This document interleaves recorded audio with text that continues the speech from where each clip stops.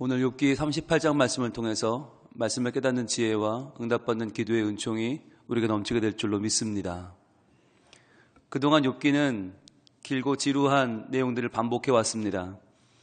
이것은 우리가 일상생활에서 알 수 없는 우리의 인생을 노래하는 것과도 비슷하고 여러 가지 시로 또는 하소연으로 때로는 난감한 우리의 대화로 인생은 알 수 없다라고 풀어가는 우리의 삶을 노래하는 것이었어요. 그런데 이제 오늘부터 38장부터 41장까지 넉 장에 걸쳐서 하나님은 우리에게 이 모든 우리의 고민에 대한 답을 주십니다. 오늘부터가 욥기의 하이라이트입니다. 하나님께서 인간들이 서로 왈가왈부하는 인생을 지켜보시다가 이제 드디어 등장하십니다. 그런데요, 하나님의 이 말씀을 귀 기울여 들을 필요가 있어요. 지금까지는 말씀을 읽으면서 우리가 욥이 좀 맞는 것 같다, 욥이 좀 억울한 것 같다 그러다가 엘리바스 말도 일리가 있는데, 빌닷, 소발, 그래 나도 이런 마음 들 때가 있지. 그러다가 또 엘리후가 등장을 하니까 그래 엘리후가 참 사람이 괜찮아, 사람이 됐어, 이런 생각을 하거든요. 알고 보면 다 도토리 키재기인데 우리는 그때그때마다 내 상황에 따라, 내 입장에 따라서 때로는 욥 편에 섰다가, 때로는 새 친구의 편에 섰다가, 엘리후 편에 섰다가, 이렇게 사람이 많이 왔다 갔다 해요. 그런데 38장부터는 아예 차원이 다른 이야기가 나오는 거예요. 하나님이 응답을 주시는데 이 응답이요, 그동안 욥이 안타깝게 구했던 질문들에 대한 답은 실은 하나도 없어요. 그리고 새 친구가 그동안 주장하던 것에 대해서 하나님이 그게 맞다 틀리다 한마디도 안 하세요. 그런데 아예 차원이 다른 얘기를 꺼내시면서 하나님은 인간과는 정말 수준이 다른 것을 보여주세요. 그러시면서 수준이 다르다는 게 뭘 말하나, 의지가 다른 거예요. 그리고 그 마음의 폭과 넓이가 다른 거예요. 깊이가 다른 거예요. 그래서 우리가 하나님을 이해할 때 우리는 그렇게 이해할 수가 있어요. 나보다 조금 더 나은 분, 나보다 조금 더 지혜롭고 조금 더 나보다 힘이 있고 조금 더 괜찮은 분, 그것은 이제 이웃집 아저씨, 이웃집 할아버지, 돈 많고 인자한 이웃집 할아버지처럼 하나님을 느끼는 그런 느낌이거든요. 많은 우화에서 하나님을 그렇게 이야기해요. 벌들이 하나님이 누군가를 열심히 얘기했대요. 결론이 뭐였냐? 이렇게 결론이 났답니다. 하나님이란 분은 말이야, 침이 2개야. 이렇게 결론이 났대요. 우리는 침이 하나라서 그 침을 한번 쏘고 나면 죽잖아? 그런데 하나님이란 분은 침이 2개야. 그래서 2번을 쏠 수 있어. 우와, 대단하다. 그렇게 얘기를 했다는 거예요. 그러니까 벌이라는 애들이 생각할 수 있는 수준이라는 게, 하나님은 침이 한 2개쯤 있을 거야. 그렇게 따지면 우리에게 하나님은 어떤 분이겠어요? 하나님은 통장이 한 2개쯤 돼. 우와, 대단하다. 하나님은 주먹이 10개쯤 있어. 우와, 대단하다. 우리 그렇게 생각한다는 거예요. 우리보다 조금 더 나은 분, 조금 더 대단한 분. 그런데 아예 하나님은요, 차원이 달라요. 어마어마한 차원으로 등장을 하세요. 그러니까 거기에 압도가 돼서, 이건 뭐 지금까지 우리가 뭐 누가 옳으니 누가 그르니 싸우던 게 아무런 의미가 없어집니다. 그러면서 이 모든 것을 전부 정말 갈아엎으시는, 그러면서 초월적으로 임재하시면서 우리의 모든 문제를 다 덮으면서 해결하시는 하나님의 모습이 등장을 합니다. 같이 보겠습니다. 1절부터 봅니다. 그때에 여호와께서 폭풍우 가운데에서 욥에게 말씀하여 이르시되, 자, 여기서 가장 중요한 말이 나오는데 38장, 39장, 40장, 41장까지 지나가면서 그 4장을 한마디로 요약하면 이거예요. 이게 뭘까요? 뭐가 제일 중요할까요? 굉장히 오랜만에 나오는 단어가 있습니다. 바로 여호와입니다. 여호와, 노란색으로 한번 표시해 보시겠어요? 여호와께서가 왜 중요하나? 여러분, 우리가 여호와라는 표현을 배웠죠? 여호와와 하나님의 차이를 알죠? 예, 하나님이라고 하는 것은 엘 또는 엘샤다이, 전능하신 하나님이라는 표현과 여호와라는 표현은 다르다. 여호와라고 할 때는 하나님을 누구로 표현하는 것이냐? 언약의 하나님, 우리와 개인적으로 언약을 맺으시고 그 언약을 이루어 주시는 아주 친밀한 분, 우리에게 다가와서 우리와의 관계를 만들고 유지하는 분이 여호와라고 그랬죠. 그런데 하나님이라고 말할 때는 어떤 분이에요? 멀리 떨어져 계신 전능하신 분, 창조주를 말할 때는 하나님이라고 한다. 그런데 여러분, 여호와라는 말이 지금 얼마 만에 나온 줄 아세요? 욥기 1장과 2장에서 하나님께서 온갖 주변의 가신들과 이야기를 나누면서 그 중에 사탄도 있죠. 이야기하면서 야, 내가 욥이라는 사람을 알고 있는데 정말 굉장한 의인이야. 아, 내가 뿌듯하게 생각해 라고 하시면서 1, 2장에서 사탄과 그럼 하나님 제가 시험해 볼까요? 해봐 막 그럴 때 있잖아요. 1, 2장에 계속 나오는 이름이 여호와예요.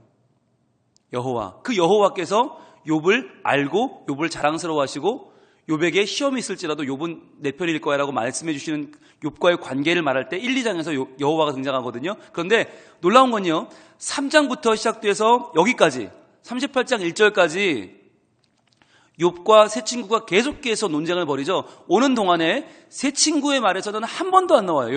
여호와라는 말이.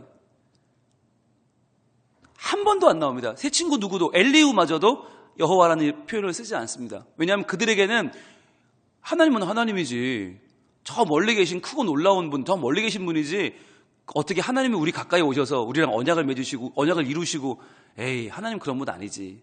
그러니까 지금까지는 세 친구는 다 하나님을 하나님으로만 본 거예요. 여호와로 보지 않았어요.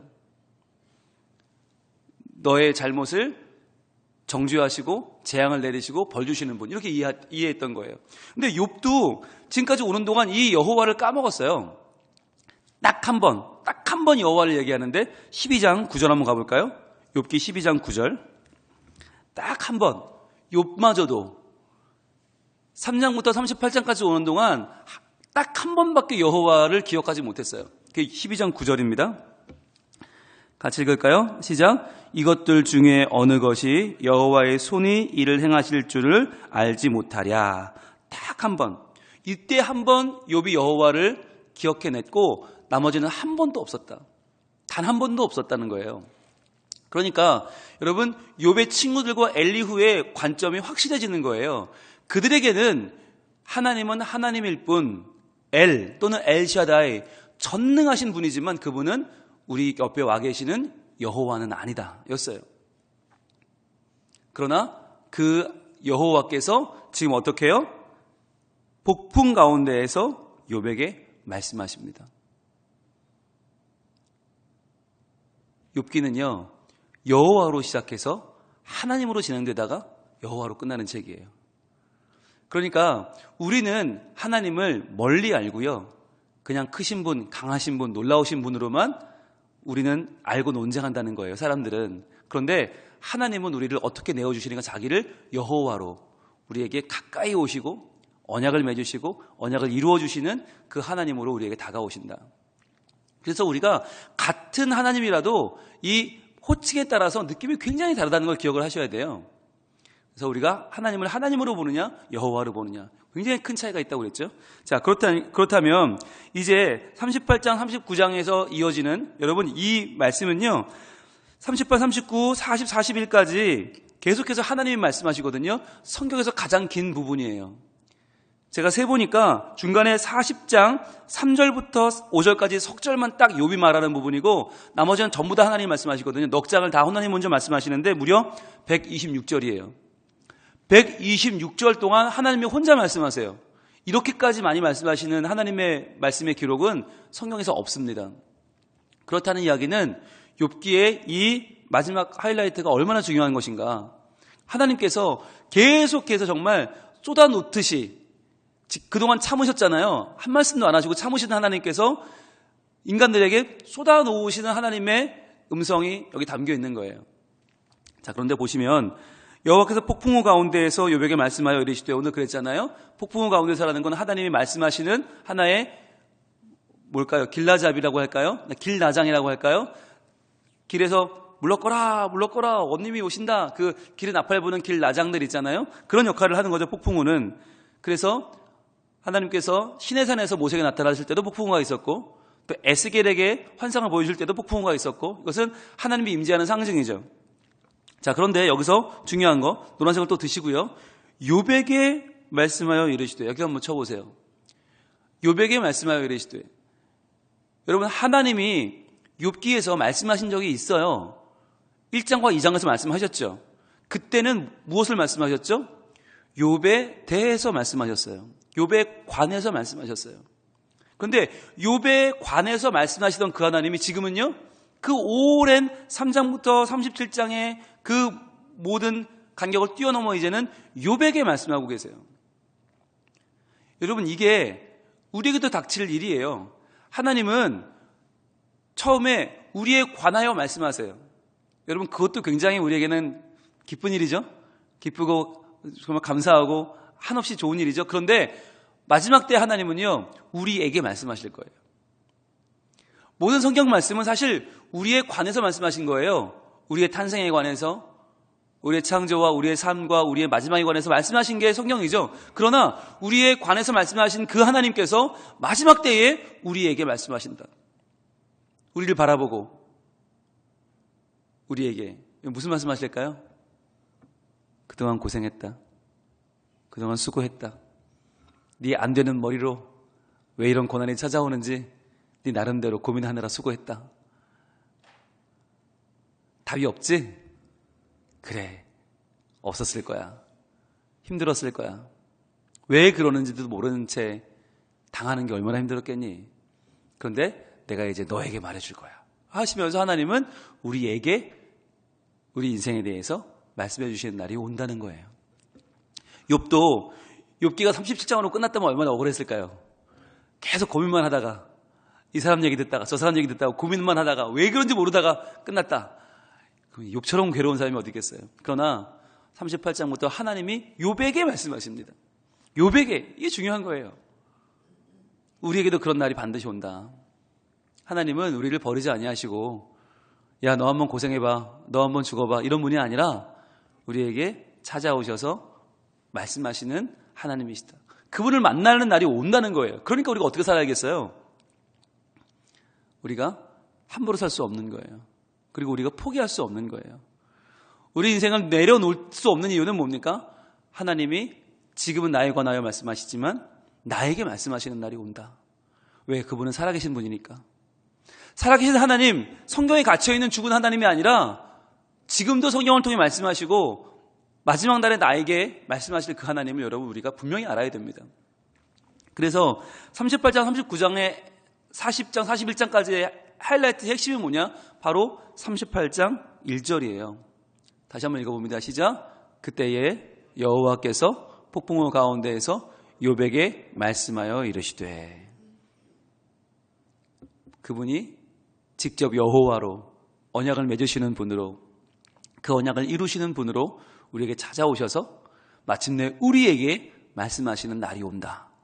나에게 하나님이 응답하시는 날이 반드시 온다. 이것을 믿으시고 여러분 힘들고 어려워도 그 힘듦과 어려움과 고민과 아픔을 이 날 하나님이 나를 독대하여 나에게 말씀하시는 그날을 기대하며 이겨낼 수 있기를 소망합니다. 자, 뭐라고 말씀하시나? 이렇게 말씀하세요. 2절입니다. 무지한 말로 생각을 어둡게 하는 자가 누구냐? 자, 이 말은 무지한 말이라는 건 누굴 말하는 걸까요? 욥도 그렇고요, 새 친구도 그렇고요, 엘리후마저 그래요. 무지한 말, 인간의 말은 무지한 말이라는 거예요. 인간의 말은 무지하다. 그러니까 인간은 말을 하면 할수록 생각을 어둡게 할 뿐이다. 그럼 여러분, 그럼 말을 많이 할수록 생각이 어두워지면 어떻게 해야 돼요? 말을 안 해야 됩니까? 성경은 항상 일관적이에요. 말이 많으면 생각은 어두워집니다. 그럼 어떻게 해야 됩니까? 들어야 합니다. 그래서 들으라고 귀가 두 개 있는 거예요. 입이 하나고 귀가 두 개인 이유는 먼저 듣고 말해야 되는 거예요. 그래서 우리가 교회나 신앙생활에서 말을 할 때 실제로 말로 위로받고 말로 사랑을 표현할 때도 많이 있지만 또 말로 상처 줄 때가 얼마나 많아요. 그리고 우리가 안다고 하는 말이 실제로 하나님의 뜻이겠어요? 아닐 가능성이 얼마나 많아요. 그래서 우리는 항상 하나님 말씀이 중심이 되어야 되는 거예요. 듣고 말한다, 듣고 행한다, 그게 순종 아닙니까? 청종 아닙니까? 그냥 행하는 게 아니고요, 그냥 사는 게 아니고요, 듣고 산다, 듣고 행한다. 그래서 우리가 이 새벽에 나와서 하나님 말씀을 같이 읽고 묵상하고 이 말씀을 선포하고 해석하고 적용하는 이유가 거기 있는 거예요. 우리가 새벽에 나와서 안 듣고 기도해도 돼요. 또는 5분 그냥 후루룩 보고 이런 내용이니까 기도합시다 이래도 돼요. 그렇게 하지 않는 이유가 무엇입니까? 하나님 말씀을 바르게 읽지 않으면 그때부터 우리의 말은 전부 생각을 어둡게 하는 말인 거예요. 무지한 말로 생각을 어둡게 하는 우리의 기도가 얼마나 많아요. 우리의 욕심을 구하고 우리의 탐욕을 구하면서도 그게 뭔지도 모르고 기도해요, 우리는. 그러니까 듣지 않고 말하는, 생각나는 대로 말하는, 그냥 나오는 대로 말하는 우리의 기도가 얼마나 오히려 더 우리의 영을 어둡게 하느냐. 무지한 말로 생각을 어둡게 하는 자가 누구냐라고 말씀하는 거예요. 그러면서 3절입니다. 너는 대장부처럼 허리를 묶고 내가 내게 묻는 것을 대답할지니라. 자, 너 그렇게 많이 알아? 너희들 그렇게 대단하게 알아? 지혜로워? 그러면 내 말에 한번 대답해봐. 자, 대장부처럼 허리를 묶는다는 말은 뭐냐면 이스라엘 사람들이 싸움의 준비를 하는 겁니다. 일전을 준비할 때, 결전을 준비할 때 우리는 신발끈을 맨다라고도 표현하고 갓끈을 고쳐 맨다라고도 표현하고 뭐 여러 가지 표현이 있잖아요. 그 중에서 이스라엘식 표현은 허리를 묶고예요. 대장부처럼 허리를 묶고 너 나랑 한번 그래 한번 붙어보자. 그래, 너희가 그렇게 지혜롭냐? 너희 새 친구가 그렇게 지혜로워서 지금 욥을 가르친다고 너희 찾아와 있냐? 그래, 욥은 너는 그렇게 잘나서 그렇게 너는 아무 잘못이 없다고 변호하냐? 엘리우 너는 뭐가 낫냐? 그러면서 모두에게 똑같이 말씀하시는 거예요. 너는 대장부처럼 허리를 묶거라. 나랑 한번 얘기해보자. 붙어보자. 그러면 시작하기를 4절입니다. 시작하십니다. 내가 땅에 기초를 놓을 때에 내가 어디 있었느냐? 내가 깨달아 알았거든 말할지니라. 자, 이게 언제예요? 태초죠. 태초에 땅에 기초를 놓을 때에 내가 어디 있었느냐? 너 그거 아냐? 라고 물으시는 거죠.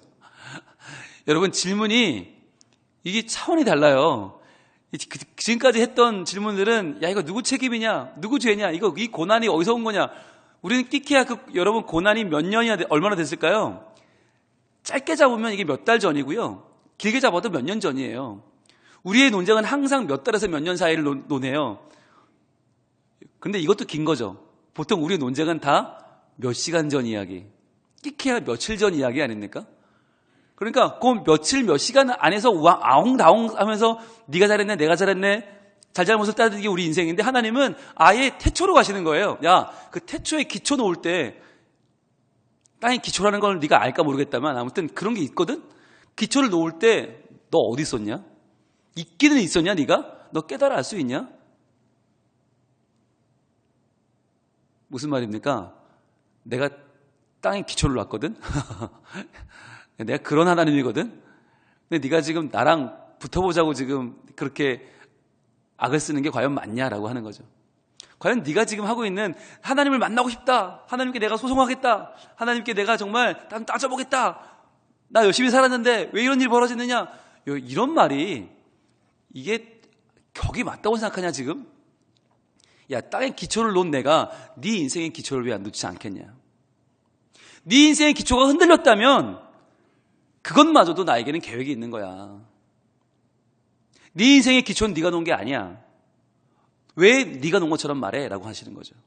왜 네 스스로 인생의 기초를 다 만들어 놓은 것처럼 네 인생의 틀을 네가 만든 것처럼 네가 다 가지고 태어난 것처럼 원래 네 것이었던 것처럼 말하느냐? 아니다라는 거죠. 아무것도 없을 때 혼돈과 공허뿐인 세상에 땅에 기초를 놓은 게 나다. 그 말은 너의 인생도 아무것도 아니었다. 근데 거기에 인생의 기초를 놔준 게 나다. 네 가정, 네 직장, 네 건강, 네 물질, 네 지위 다 네 거였던 것 같지? 너는 혼돈과 어둠이었어. 공허였어. 거기에 기초를 놓아준 게 나야. 라고 하시는 말씀이에요. 그러니까 무슨 말이에요? 한마디로 나를 좀 믿어 라고 하는 말이에요. 네 머리로 이해하려고 하지 말고 나를 좀 믿어. 네가 알지 못하는 일들을 행한 게 난데 너는 왜 네가 다 아는 것처럼 말해? 왜 네가 다 할 수 있는 것처럼 말해? 라고 하시는 거죠. 자, 여러분 한번 노란색 드시고요. 표시해 보세요. 네가 어디 있었느냐? 이게 하나님의 음성이에요. 네가 어디 있었느냐? 너 태초에 천지 창조할 때 너 어디 있었냐? 저 없었는데요. 이렇게밖에 답을 할 수 없어요. 5절입니다. 누가 그것의 도량법을 정하였는지 누가 그 줄을 그것에 위에 띄웠는지 네가 아느냐? 자, 어디다 표시할까요? 네가 아느냐 표시해 보세요. 하나님 물으시는 거예요. 너 어디 있었느냐? 네가 아느냐? 여러분 땅의 도량법을 어떻게 정했는지 아세요? 1m가 왜 1m인지 아세요? 1km는 왜 1km인지 1인치는 왜 1인치인지, 1피트는 왜 1피트인지, 그거 누가 정했어요? 아무도 정한 적, 우리는 정한 적이 없어요. 그뿐입니까? 여러분, 대륙을 누가 정했어요? 땅과 바다는요? 하늘은요? 아무도 몰라요. 그러니까 우리가 내 인생이라고 하는 아주 좁은 바운더리 안에서 아웅다웅 싸우고 있는데, 그럼 그 모든 그 인생의 기초가 되는 아예 땅, 아예 하늘, 아예 저 광활한 대지, 눈을 들어 보라는 거예요. 너희들이 고민하는 것보다 훨씬 더 세상은 크다. 돈 얼마 잃어놓고 세상은 이런 것처럼 말하지 마라. 한 사람과의 관계가 얽혔다고 해서 인생이 다 꼬여버린 것처럼 말하지 마라. 인생은 넓고도 넓다. 이걸 창조한 게 나다라고 하는 거죠. 너희랑 나는 차원이 다르다. 자, 네가 어디 있었느냐? 네가 아느냐? 그 다음에 6절입니다. 그것의 주추는 무엇이에 놓았으며 그 모퉁이 돌은 누가 놓았느냐? 자, 누가 놓았느냐 표시해 보세요. 너 어디 있었느냐? 네가 아느냐? 누가 놓았느냐? 이 세 가지 질문으로 요약이 됩니다. 하나님 말씀은. 근데 여러분, 이 세 가지 중에서 대답할 수 있는 게 하나도 없어요. 하나도 없어요. 모릅니다. 저는 없었습니다. 저는 모릅니다. 밖에 다 할 말이 없는 거예요. 그때 7절입니다. 그때에 새벽별들이 기뻐 노래하며 하나님의 아들들이 다 기뻐 소리를 질렀느니라. 너는 알 수도 없는 그때, 너는 있지도 않았던 그때, 전혀 상상도 못하는 그때 온 세상이 나로 인하여 기뻐했다는 거예요. 온 세상이 나로 인하여 충만했다. 이게 세상이다. 네가 다인 것처럼 생각하지 마라. 그러시면서 이렇게 이어집니다. 8절에 바다에 대한 이야기가 나와요. 바다. 아까는 땅에 대해 얘기했죠. 땅의 기초를 이야기했죠. 그 다음에 바다로 갑니다. 바다가 그 모태에서 터져 나올 때에 문으로 그것을 가둔 자가 누구냐? 자, 누구냐 한번 표시해 보세요. 누구냐? 너 아냐? 그럼 바다가 처음 탄생한 거 어떻게 탄생한지 아세요? 처음 모태에 터져 나올 때 문으로 가둔 자가 누구냐? 바다를 바다의 위치에 놓은 자가 누구냐? 이런 얘기죠. 여러분, 그러니까 지금 욥기에서 하나님은 천지 창조 이야기를 다시 꺼내시는 거예요. 야, 땅이 창조된 거 아니야? 바다가 창조된 거 아니야? 너 그거 알아? 라고 하시는 거죠. 9절, 그때에 내가 구름으로 그 옷을 만들고 흑암으로 그 강보를 만들고 한계를 정하여 문빗장을 지르고 이르기를 내가 여기까지 오고 더 넘어가지 못하리라. 내 높은 파도가 여기서 그칠지라 하였노라. 자, 노란색 드시고 하나님의 답입니다. 그때에 내가예요. 내가 했다. 넌 누가 했는지 모르지? 너 그때 없었지? 그때에 내가 했어. 하나님은 그때도 하시고 누가 했는지도 아시는 거죠. 내가 했어. 뭘 했어요? 만들고 정하여 지르고 이르기를. 다 하나님이 하셨다는 거예요. 하나님이 내가 구름으로 그것을 만들었고 흑암으로 그 강보를 만들었고 한계를 정하였고 문빗장을 질렀고 이르기를 말하였다. 이 동사들이 다 누굴 가리키는 거예요? 하나님이에요. 여러분, 성경에서 바다는 이스라엘 민족의 상징하는 바가 크다고 했습니다. 그것은 뭐였죠? 죽음이었습니다. 바다는 죽음이고 두려움이고 공포입니다. 바다. 그런데 여기서 하나님이 바다를 한계를 정했다는 말은 뭘까요? 하나님이 그 옷을 만들고 강보를 만들고 한계를 정하고 문밑장을 지르고 여기까지 오고 넘어가지 마라 하셨다. 무슨 의미일까요? 하나님이 죽음을 제한했다는 거예요. 이 이상은 넘어가지 마라. 이게 뭘 말하는지 기억나지 않으세요? 바로 1장과 2장에서 사탄이 욥을 시험한다고 말했을 때 하나님이 그러셨죠. 욥의 생명은 건드리지 마라. 이게 뭐예요? 죽음을 통제하는 분은 하나님이라는 거예요. 바다를 막으셨다. 여러분, 비 많이 온다고 걱정되세요? 아이고, 송도 앞바다가 넘치면 어떡하지? 다대포 저 많은 물이 몰려오면 어떡하지? 여러분 고민되세요? 물론 쓰나미가 있어서 어쩌다 한번 그런 일이 있을지 모르지만 여러분, 바람 분다고 해운대가 넘칠까? 태종대가 무너질까 걱정하는 분 아무도 없어요. 왜죠? 여러분, 바다랑 육지랑 사이에 뭐가 있어요? 없잖아요. 아무것도 없어요. 그런데 그거 어떻게 안심하고 계세요? 하나님이 정했다는 거예요. 신기하게 밀물이 있고 썰물이 있고 다 있는데도 걔네가 한계 이상 넘어오지 않아요. 인간은 알 수 없는 그 비밀이 하나님께 있다는 거예요. 마찬가지로 삶과 죽음이라고 하는 이 경계도 하나님께 있다. 고난과 행복, 불행과 기쁨, 이 모든 삶의 경계가 마치 없는 것처럼 보여요. 우리가 볼 때는 기쁘다가도 슬프고요, 좋다가도 무너지고요, 때로는 우리의 마음이 이랬다 저랬다 해요. 한마디 들으면 막 좋아졌다가 또 한마디 들으면 확 무너졌다가 우리 마음은 이래요. 그러니까 마치 하나님이 경계가 없는 분 같아요. 그래서 내 인생이 아무 때나 무너지고 아무 때나 죽을 것 같고 아무 때나 끝날 것 같아요. 그래서 하나님을 믿으면 뭐 하나라는 마음이 막 들어요. 그러면 하나님 말씀하시는 거예요. 야, 바다를, 죽음을, 한계를 만든 게 나다. 그 한계 이상 넘어오지 못하게 한 게 나다. 왜 나를 못 믿냐?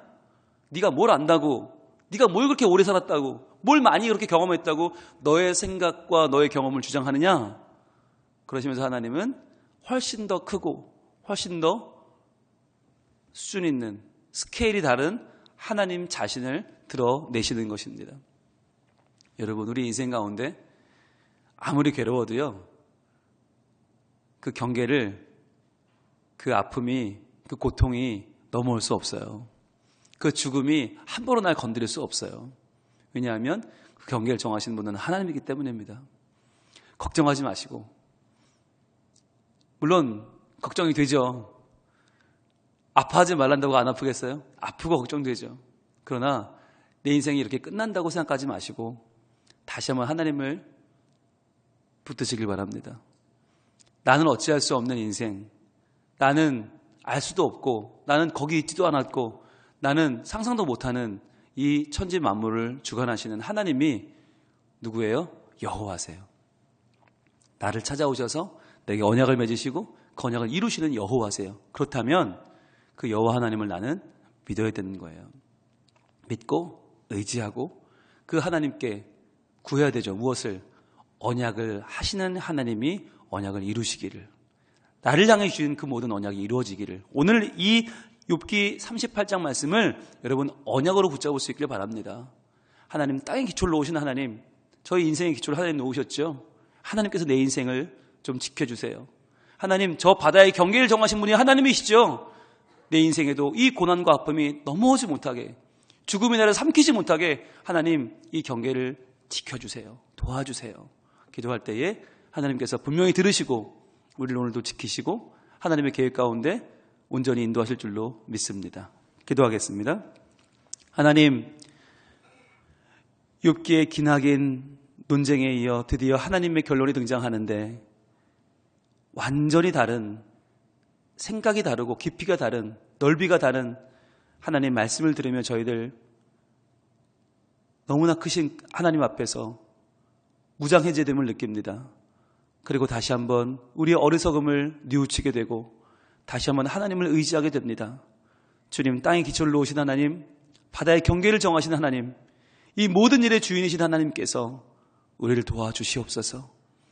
우리는 하나님의 크신 능력, 하나님의 공의만 바라보고 이런저런 이야기를 나누지만 하나님은 또한 여호와이셔서 우리에게 찾아오시고 언약하시고 언약을 이루어 주십니다. 그 하나님을 우리가 오늘 온전히 믿기를 원합니다. 온전히 의지하기를 원합니다.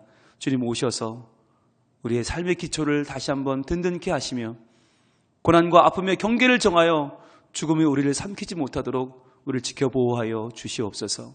오늘도 하나님 안에서 온전한 삶을 살게 하시고 주님을 기쁘시게 하는 거룩한 삶, 신앙인의 삶을 살아갈 수 있도록 우리를 지켜 보호하여 주시옵소서. 이 새벽에 가지고 나온 우리의 모든 기도 제목 주님 들으시고 응답하시며 하나님의 자녀로 오늘도 살아갈 힘을 허락하여 주시옵소서. 예수님 이름으로 기도합니다. 아멘.